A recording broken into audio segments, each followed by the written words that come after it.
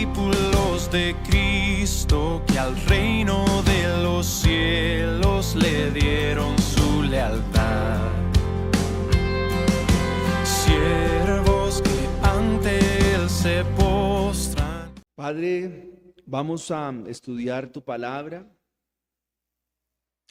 la cual es ciertamente viva, Señor, la cual ciertamente es gloriosa. Tu palabra siempre nos va a alumbrar, Señor, y tu palabra siempre nos va a indicar. Tu palabra siempre va a hacer algo. Tu palabra siempre, oh Dios, va a punzar nuestro corazón.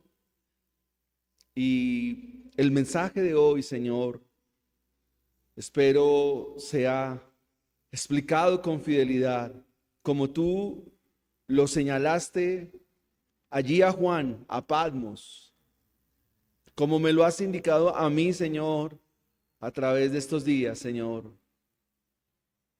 El mensaje es para mí, Señor, y hoy recibo este mensaje porque cada carta inicia diciendo: escribe al ángel, al que predica, al que enseña.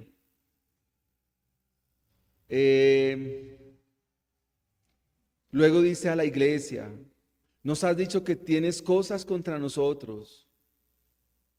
Dios mío, pero hoy es un día especial, Señor, para recibir de tu santa palabra. Y es un día especial para reflexionar en ella. Muchas gracias, Señor. Bendito sea tu nombre por siempre y para siempre.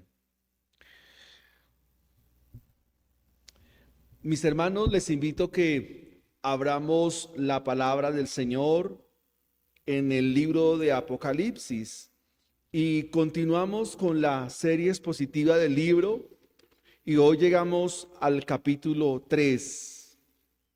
Libro de Apocalipsis, capítulo 3. Dice así la palabra del Señor, leo en favor de mis hermanos. Escribe al ángel de la iglesia en Sardis, el que tiene los 7 espíritus de Dios y las 7 estrellas, dice esto: yo conozco tus obras, que tienes nombre de que vives y estás muerto. Sé vigilante y afirma las otras cosas que están para morir, porque no he hallado tus obras perfectas delante de Dios. Acuérdate pues de lo que has recibido y oído, y guárdalo, y arrepiéntete. Pues si no velas, vendré sobre ti como ladrón, y no sabrás a qué hora vendré sobre ti. Pero tienes unas pocas personas en Sardis que no han manchado sus vestiduras, y andarán conmigo en vestiduras blancas, porque son dignas. El que venciere será vestido de vestiduras blancas, y no borraré su nombre del libro de la vida, y confesaré su nombre delante de mi Padre y delante de sus ángeles. El que tiene oído, oiga lo que el Espíritu dice a las iglesias. Amén. Hasta aquí hemos estudiado la iglesia de Éfeso, el Señor haciendo una radiografía de lo que son localmente estas iglesias y de paso haciendo una radiografía de lo que somos también nosotros como iglesia. De todas las iglesias, hablándolo en términos médicos, están algo así como graves. Solamente la iglesia de Esmirna es una iglesia que puede salir de alta. El mensaje a Pérgamo tuvo mucho que decirnos. Igualmente el mensaje a Tiatira, hubo muchas cosas que el Señor habló a mi vida, como espero que lo haya hecho a ustedes. Y hoy llegamos a esta quinta iglesia, la iglesia de Sardis. Y quisiera, a manera de introducción, recordar la experiencia que viví hace algunos años atrás, algo más de 20 años atrás, cuando tuve la oportunidad de entrar a una morgue. ¿Qué es la morgue? La morgue es la dependencia hospitalaria o el lugar habilitado para depositar cadáveres, un lugar frío. Y me encontraba allí. Entre esos cadáveres estaba el cadáver de mi señora madre. Y yo observaba junto con las otras personas que ya habían fallecido cómo eran puestas en mesones de concreto a esperas de practicarles la necropsia.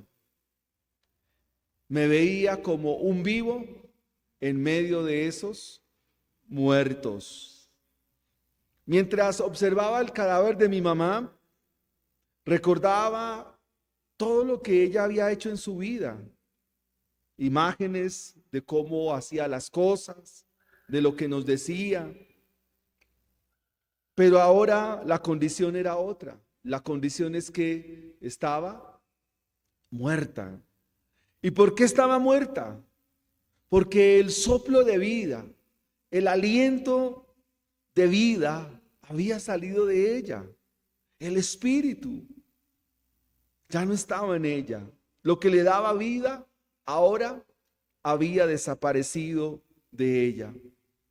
El mensaje a Sardis es algo similar.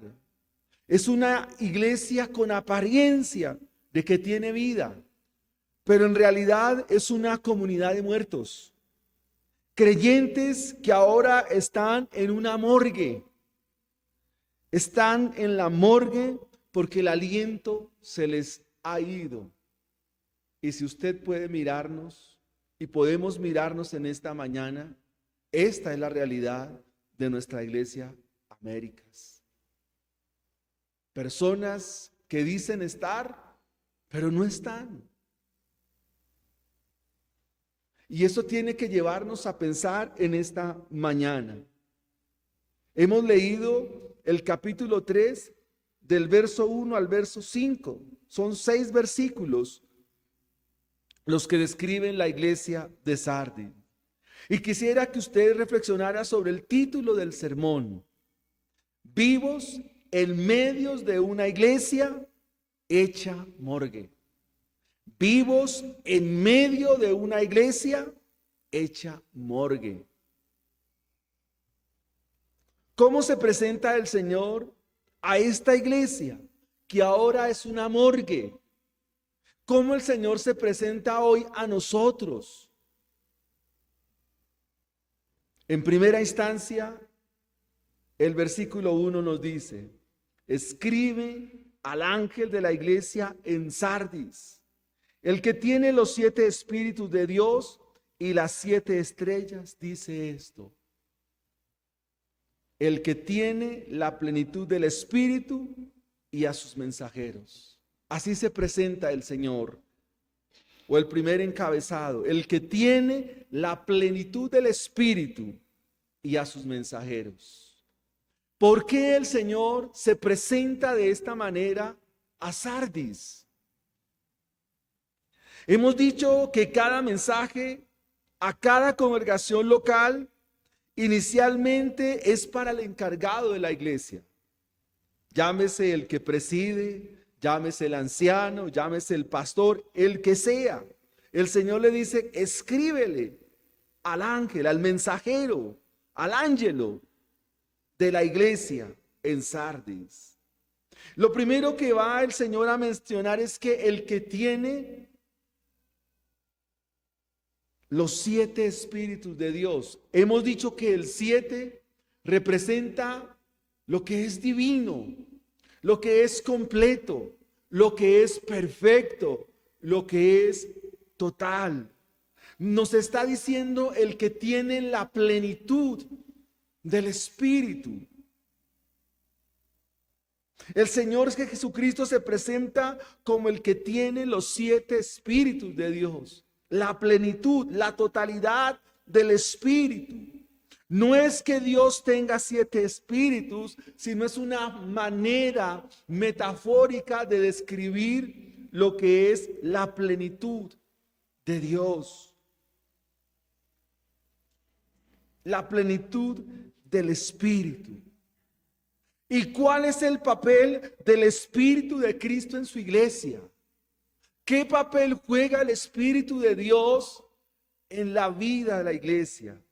Y algo que debe ser muy claro para todos nosotros o para cada iglesia local es que el Espíritu de Dios o el Espíritu de Cristo es quien la vivifica.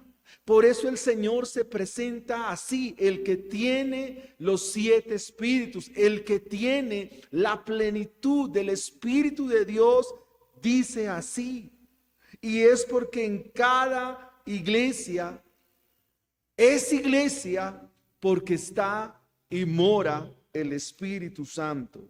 La iglesia local como la nuestra está compuesta de cristianos. Eso significa que son seguidores de Cristo. Y para ser cristiano se requiere tener a Cristo. Y tener a Cristo es tener su Espíritu. Repito, una iglesia se compone de cristiano. ¿Qué es un cristiano? Alguien que es seguidor de Jesucristo. Pero para ser cristiano se requiere que Cristo esté en ese cristiano.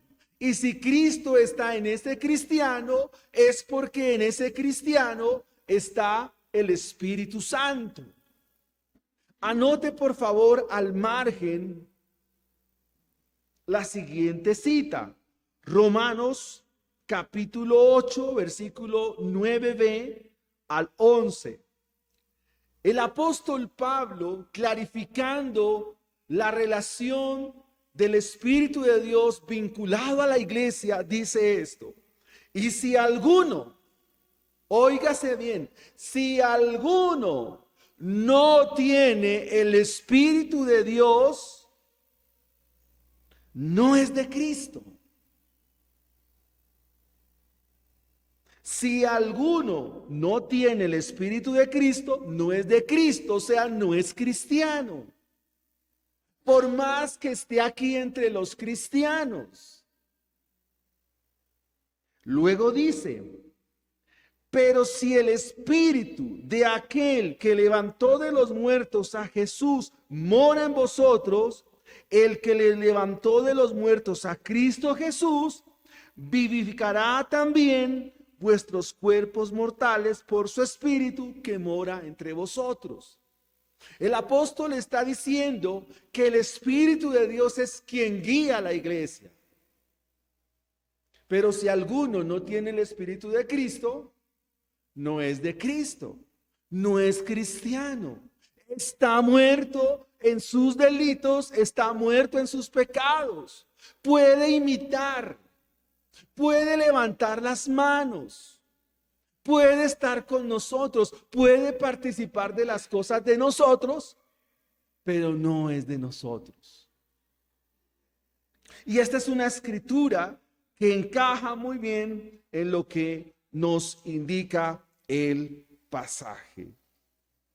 Es decir, que el Espíritu una y otra vez revitaliza la iglesia. Es quien obra el nuevo nacimiento. Es el Espíritu de Dios quien aplica la palabra a la iglesia, a cada creyente. ¿Cómo terminan las cartas?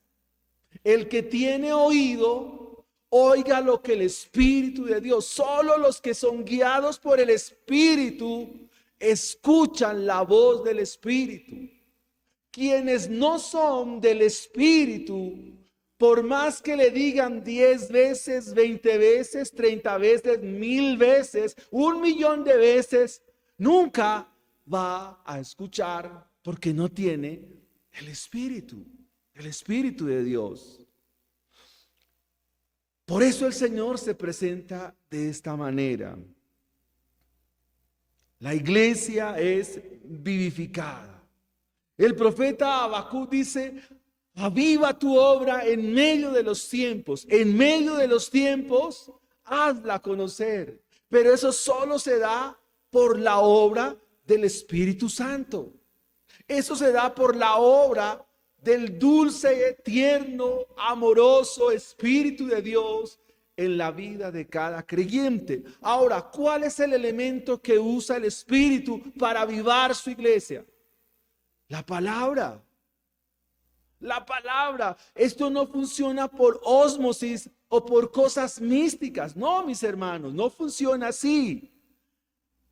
Es decir, que cuando cada creyente se acerca y se sumerge en la palabra, viene a la palabra, será el Espíritu quien lo alumbre, quien lo ilumine y obre la santificación en el que está acercándose a la palabra. Ahora bien, si es una iglesia de Cristo, Sardis, ¿cómo es eso de que está muerta? Pues la Biblia nos va a mostrar que hay unos pocos en Sardis que ¿cómo andan? En vestiduras blancas. O sea, hay un poco de muertos, de cadáveres, pero en medio de esos cadáveres, ¿qué hay? Unos pocos que están vivos. Y es muy interesante el mensaje.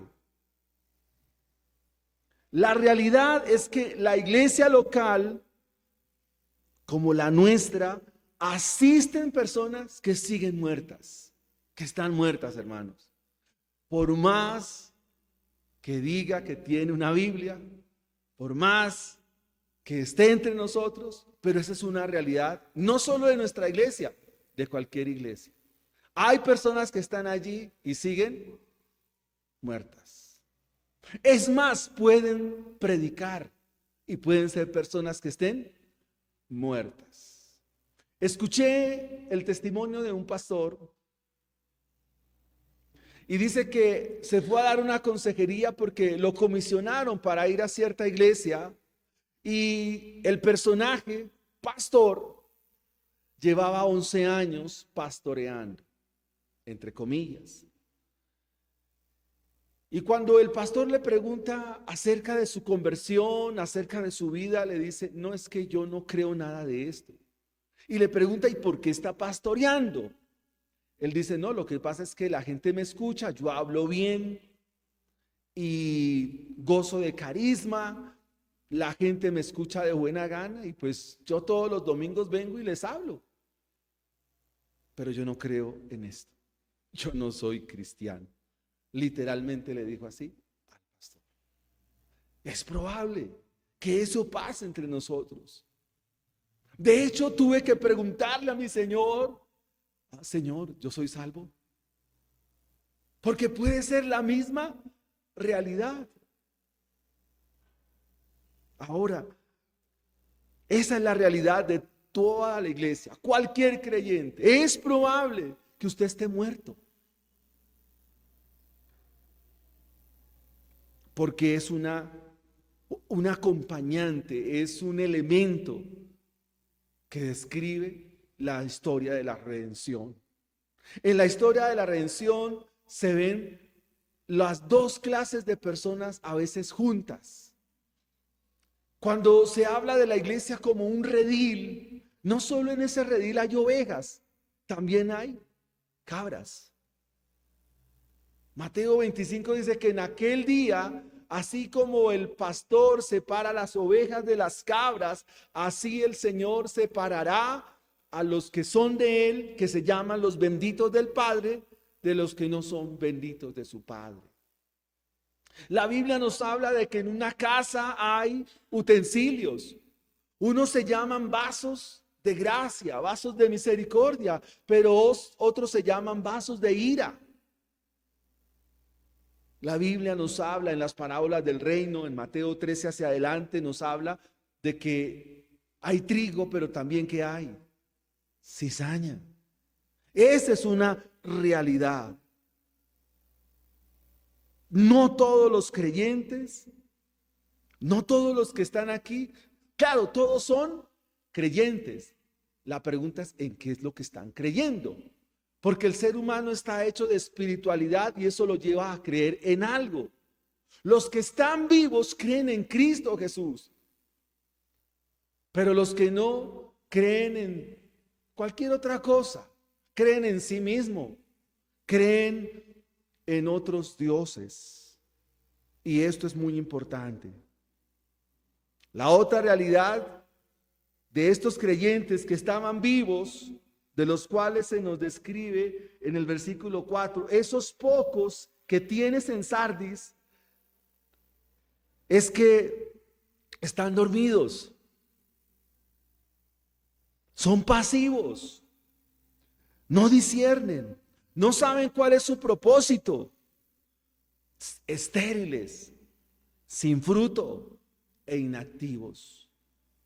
Por eso llama a la vigilancia.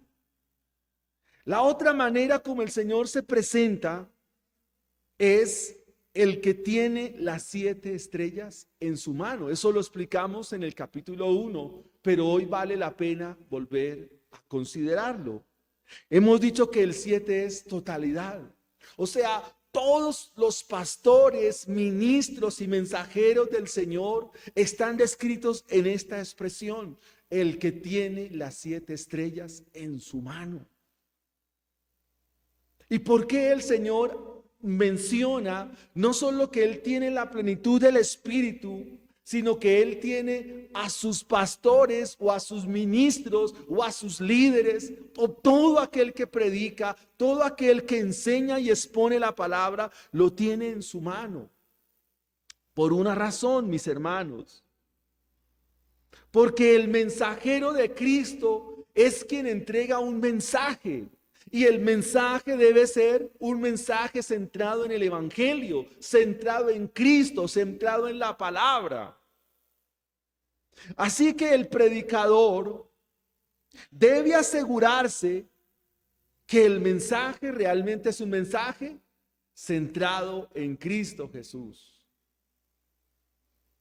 Una iglesia recibe mensajes distintos a las palabras de Cristo.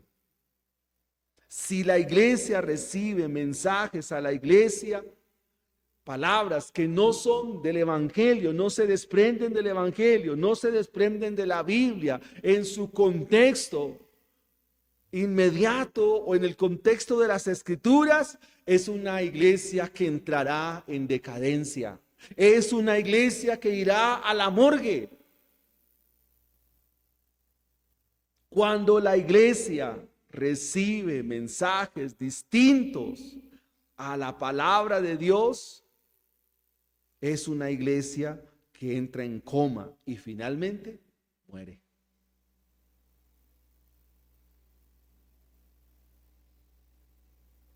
La responsabilidad del que comunica el mensaje de Dios es anunciar y proclamar el mensaje de Dios. En la segunda carta a los Corintios, el apóstol Pablo,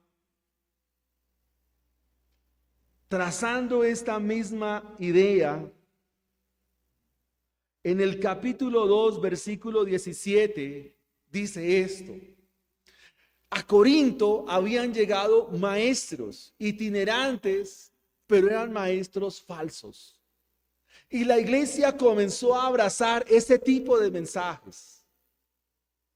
Y el apóstol Pablo en el capítulo 2 de la segunda carta a los Corintios dice esto: pues no somos como muchos que medran falsificando la palabra de Dios, sino con sinceridad, como de parte de Dios y delante de Dios, hablamos en Cristo. Es decir, que el pastor de la iglesia debe predicar conforme a como está escrito, ser fiel al mensaje. No es predicar el mensaje que usted quiere oír. Alguien escribió: ¿por qué no es bueno no congregarse en una congregación histórica, bíblica o reformada? Lo primero es porque la predicación es expositiva. Y dentro de las muchas cosas que menciona este artículo, dice que, por ejemplo, usted tiene problemas, dificultades económicas, dificultades en salud. Y quizás usted viene a escuchar un mensaje que le diga cómo resolver esos problemas de salud, esos problemas económicos, esos problemas que usted tiene al interior de su casa y su familia. Pero ese día la predicación como que no fue nada de eso. Entonces usted dice, esa iglesia no es para mí. Porque es el mensaje que usted quiere oír, pero no es así. Es el mensaje que Dios le quiere dar. Lo demás, el Señor lo sabe. Por eso, amados hermanos, no es el mensaje que quiere usted oír. Es el mensaje que Dios le va a hablar. Ustedes recuerdan la historia de Samuel en el capítulo 3. Dios llamó a Samuel, Samuel, Samuel, y se iba a donde Elí. Samuel, Samuel, y otra vez iba a donde Elí. Samuel no quería darle el mensaje que Dios le había transmitido, que le había dado, para entregárselo a Elí. ¿Y cuál era ese mensaje? Elí, a causa de tus permisividades, a causa de tu alcahuetería y no darte cuenta de la conducta de tus hijos, tú vas a ser destruido y tus hijos también. ¿Quién quiere escuchar ese mensaje en la iglesia? Nadie. Esto no es para mí. Por eso la Biblia nos dice que al final tendrán comezón de oír. Debo avanzar. ¿Por qué las palabras de Cristo deben ser predicadas en la iglesia? ¿Por qué el énfasis del texto es este? Porque las palabras que Cristo nos habla son espíritu y son vida. Pensar, por ejemplo, en un pasaje del profeta Ezequiel cuando él ve el valle de los huesos secos, vio una cantidad de cadáveres. ¿Qué necesitaban estos cadáveres? Las palabras de Dios. Las palabras de Cristo son espíritu y son vida, porque son sus palabras las que traen vida a los que están muertos. Sus palabras son la luz a un corazón que está en tinieblas.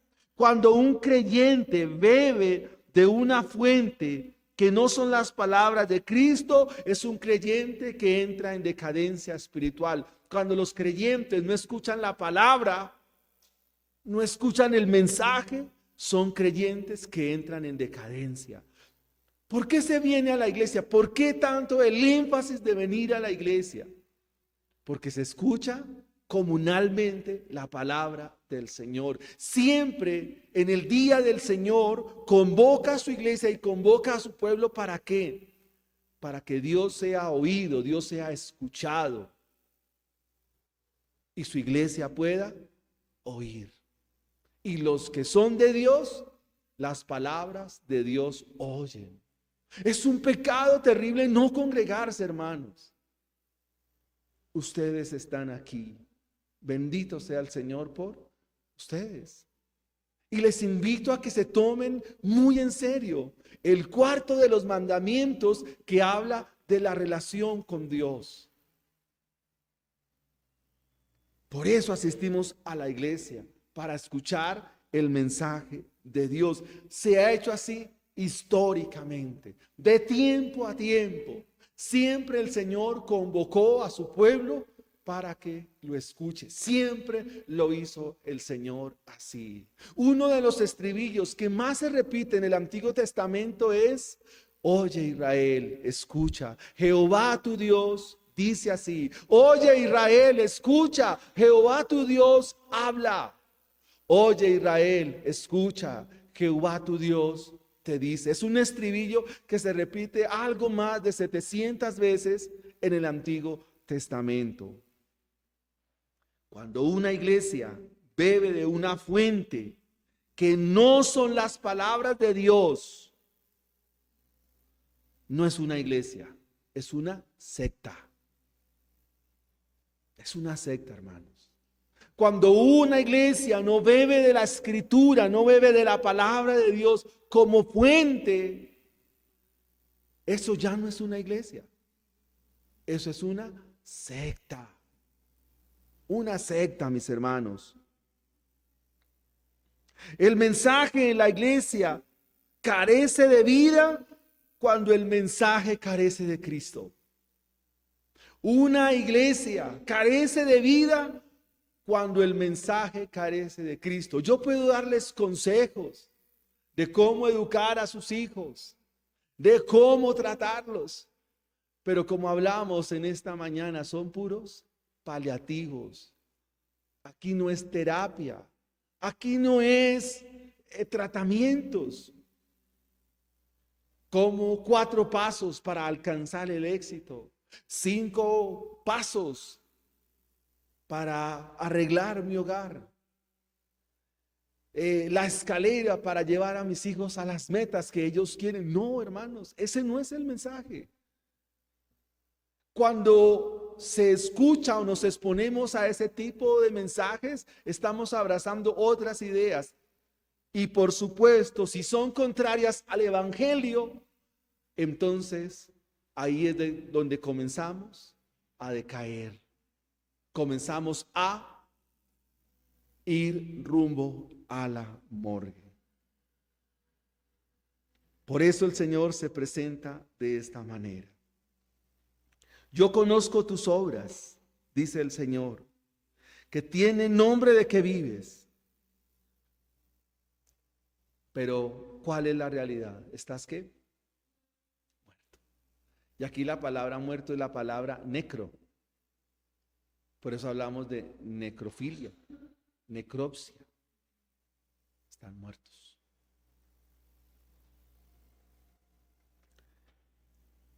La reprensión encierra una forma severa, más que las otras iglesias locales. Las obras del ángel de Sardis no son buenas. Lleva un nombre de que vive, pero en realidad es una iglesia que está muerta, y está muerta en su pecado. Una iglesia viene a vida cuando viven la palabra de Dios. Cuando ustedes como creyentes, mis amados hermanos, practican la palabra, se sumergen en la palabra de Cristo corre, abunda en ustedes y es glorificada, es una iglesia que experimenta lo que llamaríamos avivamiento. Si la palabra es aplicada, la palabra trae vida. Pero en el caso de Sardis, no. Veamos en segunda instancia cómo se presenta el Señor también a partir del versículo 2. Como el que llama a su iglesia a despertar y a vigilar. Hemos dicho que el Señor se presenta como el que tiene la plenitud del Espíritu y el que tiene sus mensajeros. 1. Número 2. El que llama a su iglesia a despertar y a vigilar. Sé vigilante y afirma las otras cosas que están para morir, porque no he hallado tus obras perfectas delante de Dios. Acuérdate pues de lo que has recibido y oído. Guárdalo, arrepiéntete, pues si no velas, vendré sobre ti como ladrón, y no sabrás a qué horas vendré sobre ti. El Señor llama a ser vigilante, llama a su iglesia a vigilar. Sardis era una ciudad que tenía una acrópolis y estaba asentada sobre una colina. Eso le representaba cierta seguridad y confianza por la posición geográfica que tenía esta ciudad. Se daban el lujo de decir que allí no corrían ningún peligro. y si no corrían ningún peligro, pues ellos pensaban, nunca vamos a ser conquistados. La historia muestra que en 2 ocasiones sí fue una ciudad conquistada.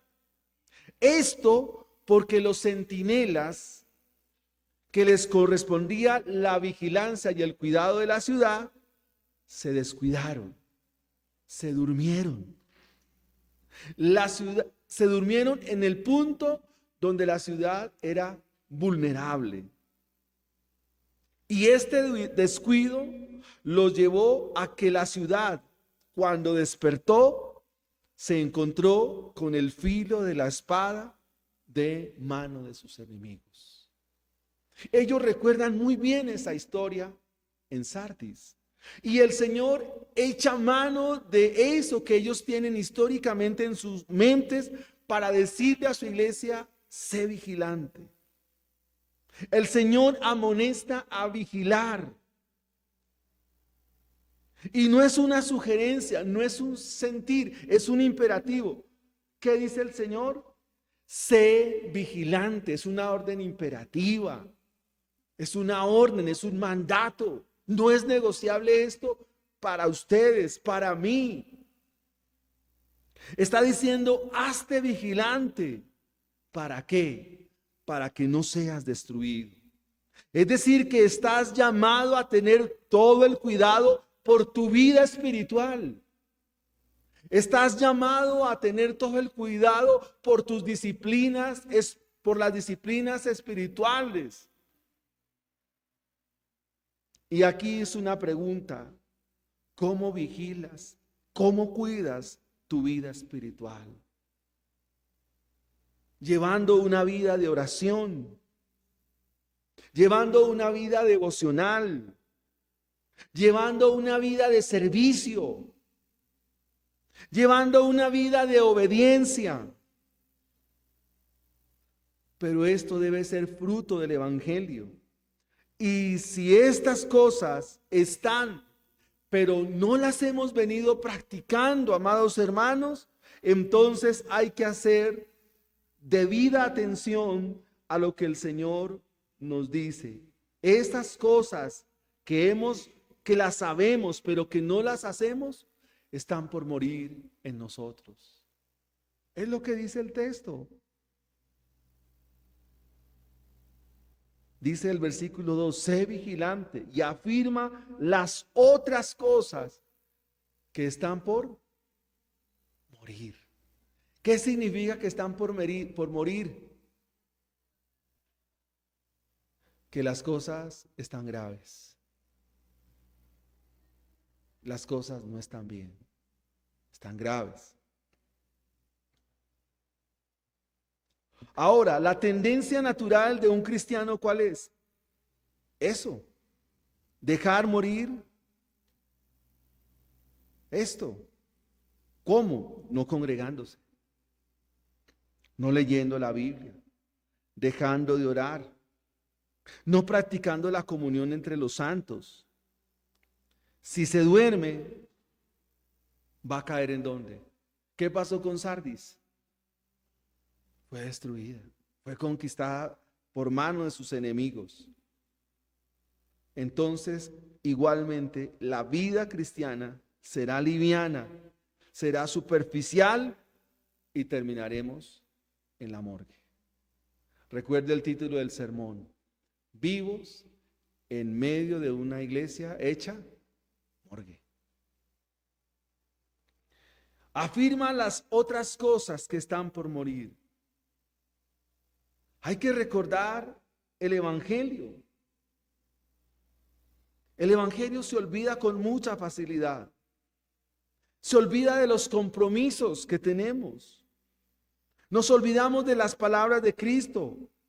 Nos olvidamos de la iglesia. Nos olvidamos de los hermanos. Porque esa es la tendencia natural.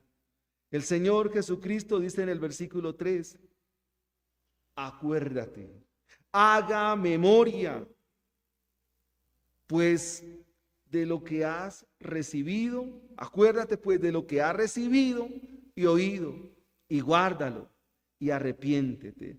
Y es muy interesante esto que el Señor dice: acuérdate de lo que has recibido y oído. El rey Creso, que era un rey de la ciudad, este imperio se llamaba el Imperio Lidio, y la capital era Sardis, había dado instrucciones precisas a sus centinelas para que recordaran sus palabras y no fueran destruidos. Es decir, hubo olvido por parte de los que debían ser atalayas.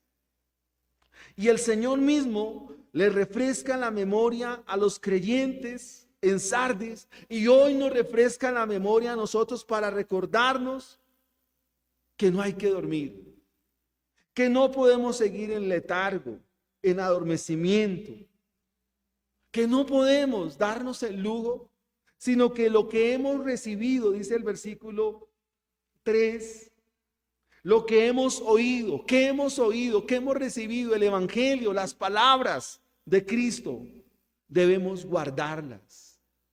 Guardar en la Biblia es un verbo que nos habla de atesorar. Guardar en la Biblia es un verbo que en la Biblia nos habla de llevar a la práctica. Guardar en la Biblia significa tener en mente sus palabras. Más adelante se nos va a decir que los que son de la bestia o del sistema antidios son sellados con esos elementos del sistema contrario a Dios. Son sellados con cosas de la cultura. Pero los hijos de Dios son sellados con sus palabras y están en su mente como frontales. Es decir, sus pensamientos están impregnados, están atiborrados, están llenos de la palabra de Dios, llenos de la palabra de Cristo. Y el Señor dice: acuérdate, lo que has recibido y oído, guárdalo, memorízalo, tenlo en tu mente.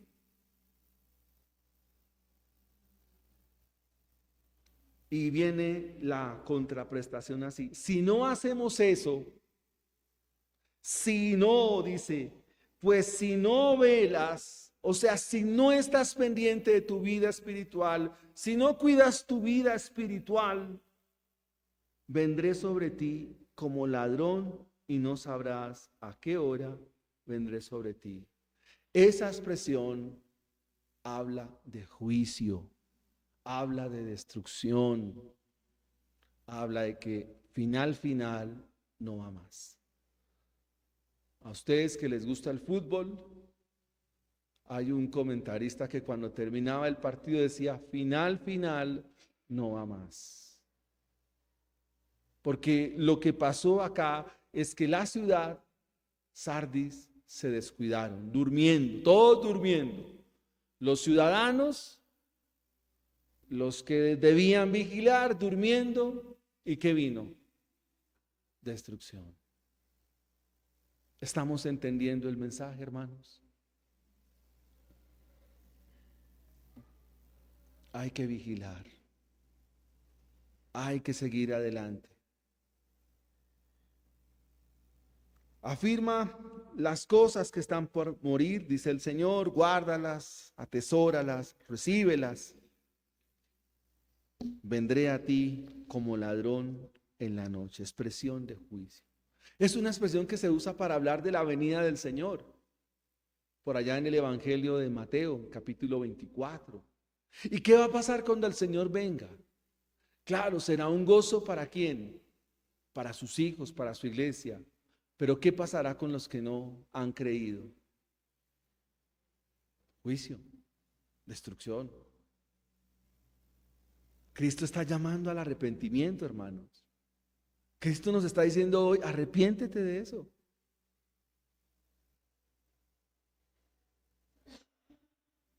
Cristo nos está llamando al pastor que se arrepienta, está llamando a la iglesia que se arrepienta, a todos en general que nos arrepintamos. Vayamos a nuestro tercer punto, hermanos. Tercer punto. El Señor se presenta aquí a su iglesia como el que ordena vivir en vestiduras blancas. Y aquí aparecen los colores como figuras en el Apocalipsis. Versículo 4. Pero tienes unas pocas. ¿Qué le dice el Señor al pastor? Pastor, usted tiene ahí unas pocas personas en Sardis que no han manchado sus vestiduras y andarán conmigo en vestiduras blancas porque son dignas. La realidad o lo que observamos aquí es que hay unos pocos que están vivos, pero están caminando en medio de ¿qué? De muertos, hermanos. Por la otra parte, la iglesia está llena de cadáveres. Esos vivos son descritos por Cristo en el versículo 4 como pocos. Ahora, hay una característica en ellos. ¿Y cuál es esa característica? Que no manchan sus vestiduras. Hay unos pocos que no manchan. ¿Y a qué hace mención esa vestidura? A la justicia de Cristo. Recuerde que los creyentes son vestidos con la justicia de Cristo. Esa es la doctrina medular, central del Evangelio. Es la esencia de la carta a los romanos. La justicia de Dios, que es Cristo Jesús. O sea, la vida cristiana que llevan no está permeada, no está untada del sistema que los rodea. La vida cristiana de los creyentes en Sardis, de esos pocos, no está contaminada por el sistema que los rodea.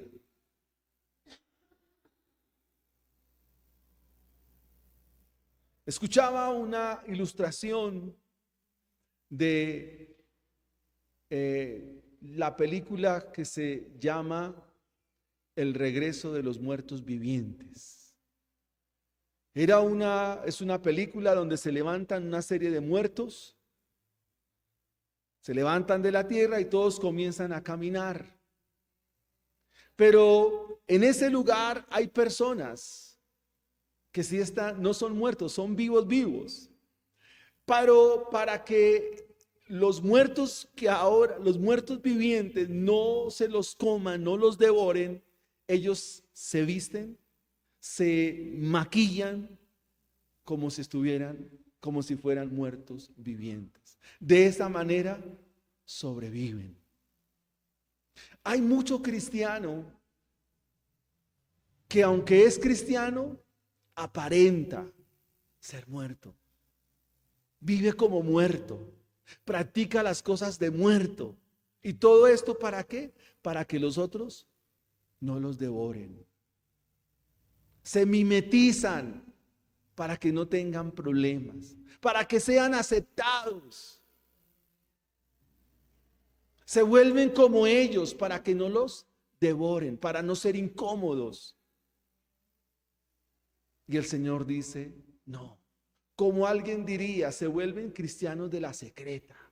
Que nadie sepa que son cristianos, que nadie sepa que oran, que nadie sepa, porque de esta manera el sistema no los va a hostigar. O sea, los muertos que sí están, esos muertos que están muertos, pero que dicen que están vivos, para que no se los devoren, para que no los consuman. Entonces hacen como ellos, se tapan con sus mismas inmundicias, hablan de sus mismas inmundicias, practican sus mismas inmundicias para que no les llegue la destrucción, pero van a ser destruidos. Hay unos pocos que no han manchado sus vestiduras. Esos son los que andan con Jesús. Dios siempre se ha reservado un remanente. Aquí lo vemos. Dios siempre se ha reservado algo para Él. Los verdaderos, los genuinos. Dios siempre se ha guardado para Él un remanente. Y la santidad en la Biblia se ilustra con el color blanco. La pureza del cristiano se ilustra con la manera como viste. Porque no solo es pureza y santidad, sino que habla también de ropa de gala y ropa de fiesta. Esto porque el cristiano ha sido vestido con la justicia de Cristo y por esas vestiduras ahora es declarado justo. Y los que viven en santidad y pureza son los que verdaderamente andan con Cristo y estarán eternamente con Él. El blanco puro, resplandeciente en el libro de Apocalipsis, es también un color que nos habla de la glorificación de los que han creído al Evangelio y serán recibidos por el Padre eterno, el blanco. Así que encontramos la afirmación del Señor de los salvos. Los salvos, solamente los salvos, son los que están con Cristo y caminan con Cristo. ¿Han escuchado esa expresión? En la antigüedad ya hubo uno, dice, y caminó con Dios. ¿Quién? Enoc. Y Enoc caminó con Dios. Andarán conmigo en vestiduras blancas porque son dignos. Obviamente esta palabra dignidad no es la dignidad tuya, es la dignidad que le da el Evangelio. La verdadera dignidad la da el Evangelio. Hay gente que saca el pecho diciendo, yo tengo dignidad, pero esa no es ninguna dignidad, eso es orgullo, jactancia, soberbia, arrogancia. La verdadera dignidad la da el Señor. El versículo 5 nos habla de qué va a pasar con esos dignos, con esos que andan en vestiduras blancas. ¿Cuál será su final? Dice, pero tienes unas pocas personas en Sardis que no han manchado sus vestiduras. Versículo 5, el que venciere será vestido de vestiduras blancas. Habla de la glorificación, de ese momento glorioso, ese momento esplendoroso, ese momento sin igual, único, donde la iglesia de Cristo será vestida con vestiduras blancas, ese momento glorioso. Hace unos meses atrás se practicaron o se realizaron mejor los Juegos Olímpicos. Y los vencedores, los 3 vencedores se paran en un lugar que se llama el podio. El primero, el cajón de la mitad, el cajón segundo y el tercer puesto. Medalla de oro, medalla de plata, medalla de bronce. Y cuando llaman al ganador, al que compitió en las diferentes disciplinas, entonces van a coronar al que va a recibir la medalla de oro. Para un deportista es un momento glorioso, esplendoroso. ¿Por qué? Porque están entonces las autoridades del Comité Olímpico Internacional. Están todas las cámaras listas para disparar la imagen y para recibir la medalla. Y el maestro de ceremonias para indicar con nombre, este es el ganador, y cita el nombre, y el nombre se escucha en el mundo entero de que ha logrado la medalla de oro. Es un momento glorioso. Pero hermanos, esto no es más, esa comparación, eso es basura, comparado con el momento que recibirán los hijos de Dios. Ahí la medalla fue por correr la carrera de los 100 metros planos, la carrera en natación, pero aquí los hijos de Dios serán coronados en gloria y majestad porque corrieron la carrera. Pablo dijo, he corrido la carrera, he guardado la fe, la carrera de la fe, la carrera del evangelio, la carrera de la vida cristiana. Un día el maestro de ceremonias, Jesucristo el Señor, dirá su nombre delante del Padre y delante de los ángeles expectantes de que su nombre está mencionado por el Señor Jesucristo. Al que venciere será coronado de gloria. Y dice aquí, y no borraré su nombre del libro de la vida. Encontramos la confirmación del Señor. Los salvos, quienes han sido escogidos desde antes de la fundación del mundo, serán vestidos de vestiduras gloriosas.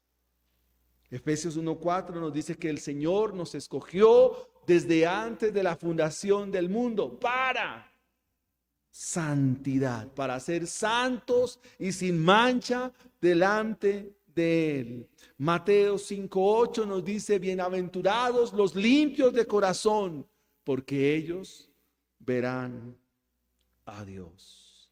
Dos citas para que ustedes las estudien, Apocalipsis 13:8 y Apocalipsis 17:8. Dice, y la adoraron todos los moradores de la tierra, cuyos nombres no están escritos en el libro de la vida del Cordero, que fue inmolado desde el principio del mundo. Hay unos que están inscritos en el libro de la vida. ¿Quiénes son? Los que escogió Dios. ¿Desde cuándo? Desde antes de la fundación del mundo. Pero hay otros que no están escritos en el registro de Dios. Esos que no están escritos en el registro de Dios son los que finalmente seguirán el destino de la destrucción y de la perdición eterna. Quiero decirles, amados hermanos, porque hemos escuchado acá que la salvación se pierde. Eso no es verdad. A la luz de la palabra del Señor, a la luz de la historia redentiva o la historia de la redención, la salvación nunca se pierde. Jamás se perderá. Pero eso obedece a que Dios previamente eligió a unos para salvación y a otros dejó en su estado de reprobación o condenación. El texto dice, no borraré. O sea, el énfasis está en lo que Cristo está diciendo. Dice, no borraré. Y si Él dice que no va a borrar, es porque no va a borrar sus nombres. ¿De dónde? Del libro de la vida. Algunos mencionan esto de que el Señor va a borrarlos del libro de la vida. Los santos, escúchese bien, los santos, los escogidos de Dios, se santificarán porque Dios es santo. Y si sus ropas, por alguna razón, por el pecado que aún mora en ellos, o por elementos externos, se manchan mientras peregrinan por esta tierra, mientras caminan por esta tierra, harán una cosa: irán a la gracia de Dios y correrán a la Biblia, y la Biblia, cual agua limpia, los limpiará y seguirán caminando. Porque ustedes pudieran decir, bueno, pero es que hay cristianos que pecan, sí. Hay cristianos que fallan, sí. Pero si 6 veces cae el justo, 7 veces será levantado. Esos que manchan por las condiciones que mencioné, por su corazón, por su pecado residual, o por lo ajeno a este mundo, o por lo que es este mundo mejor, y manchan su vida, Dios los llevará a la palabra, los santificará, volverá y los levantará y los llevará a su plan final. ¿No es esa la historia de Abraham? ¿No fue la historia de David?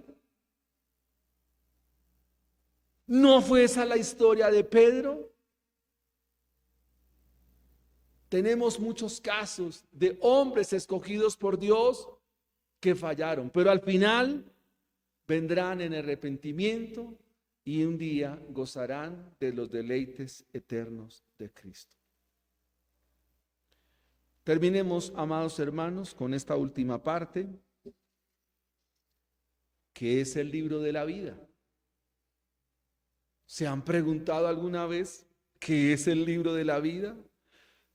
Es un registro simbólico de todos aquellos a quienes Dios ha salvado. No que va a salvar o está salvando, a los que Dios ya de antemano salvó. Una cita para estudiar, Primera de Pedro capítulo 2, Primera de Pedro 1, versículo 1 y 2. Los que son escogidos previamente, desde antes de la fundación del mundo, Efesios 1, 4, Romanos capítulo 8, versículos 26 en adelante. A estos ya Dios los tiene en su registro. El Salmo 69, versículo 28, ahí se habla del libro de la vida. Dice, sean raídos del libro de los vivientes y no sean escritos entre los justos. Lucas 10:20, pero no os regocijéis de que los espíritus se os sujeten.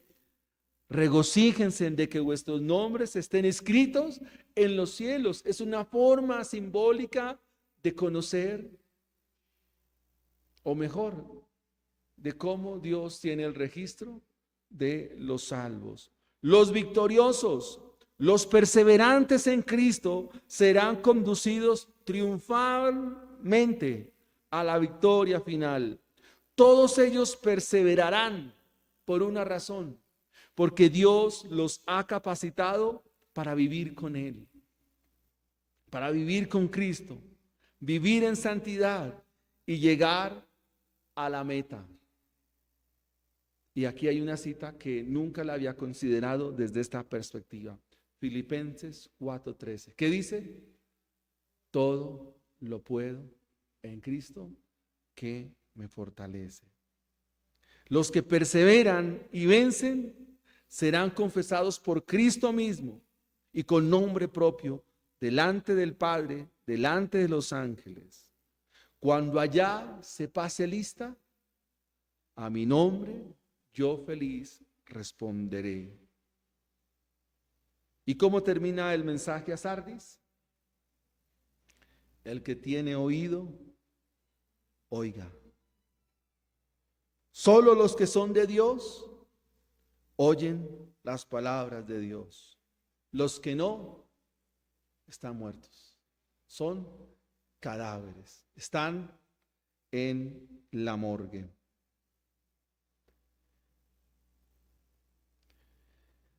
Así que, mis hermanos, quisiera que pudiéramos aplicar el mensaje en esta mañana de la siguiente manera. Nuestra Iglesia Américas tiene una realidad, usted se ha dado cuenta.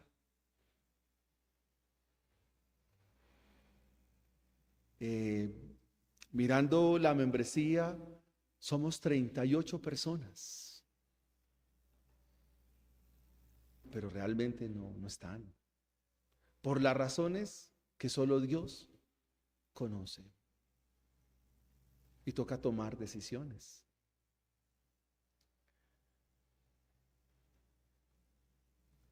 Hablar. Y pues ser conscientes de lo que Dios nos enseña. El título del sermón fue Vivos en medio de una iglesia hecha morgue, cadáveres.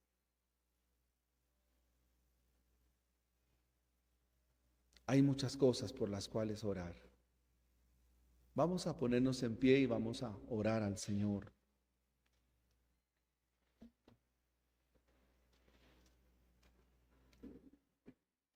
Darle gracias a Dios por su palabra. Si usted está muerto, solo le queda algo por hacer. Venir a Cristo hoy, entregarle su vida al Señor. Si usted está muerta, solo le queda algo por hacer. Venir a Cristo. No te fíes. O sea, a veces nosotros nos fiamos en cosas superficiales. ¿Cómo qué?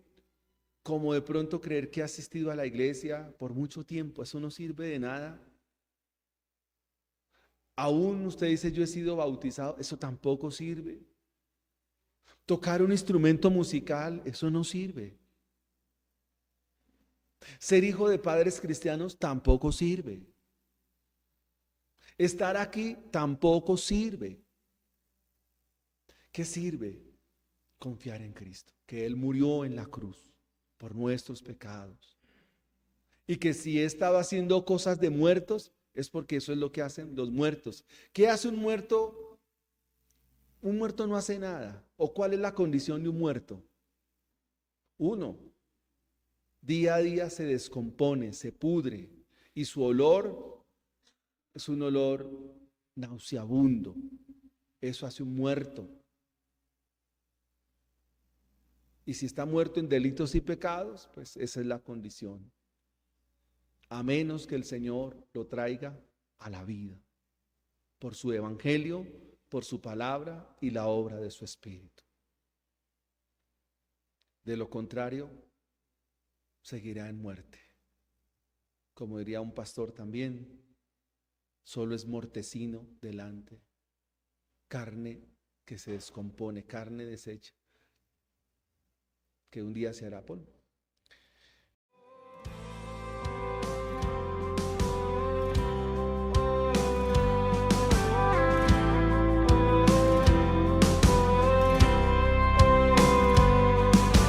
Fieles discípulos de Cristo, que al reino de los cielos